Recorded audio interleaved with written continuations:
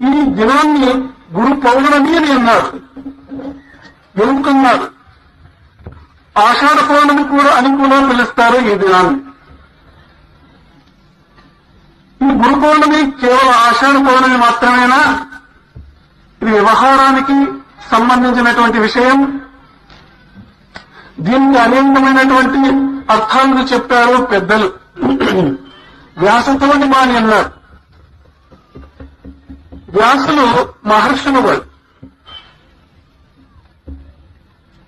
వ్యాసో నారాయణో హరిహి అన్నారు. దైవాంత సంభూతుడు, దేవతామూర్తి ఆయన.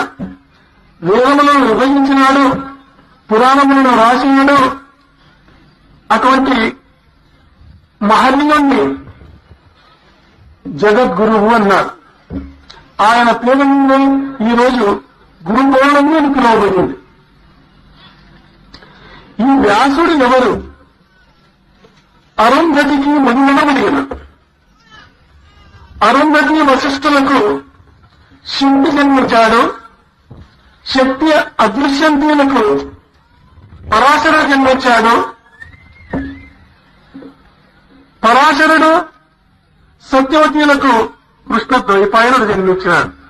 ఆ కృష్ణ ద్వైపాయనుని మరి ఒక పేరు వ్యాసుడు అని పిలిచారు. అందుకే వ్యాసో నారాయణో హరిహి అన్నారు. ఇందుకు అర్థం కూడా వదులుతుంది. బుద్ధుడు సత్యాన్ని గుర్తించిన తర్వాత ఆ సత్యాన్ని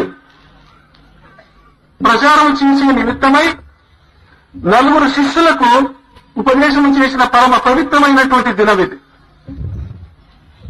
సర్వం దుఃఖం, దుఃఖ సముదయ, దుఃఖ నిరోధం, దుఃఖ నిరోధ మార్గం అనే సూత్రములు 4. సర్వం దుఃఖం, దుఃఖ సముదయ, దుఃఖ నిరోధం, దుఃఖ నిరోధ మార్గం అని. ఈ పరమ పవిత్రమైనటువంటి దినము రోజే బుద్ధుడు ఈ పరమ సత్యాన్ని ప్రపంచానికి చాటినాడు. కాబట్టి గురు పౌర్ణిమ అని అన్నారు.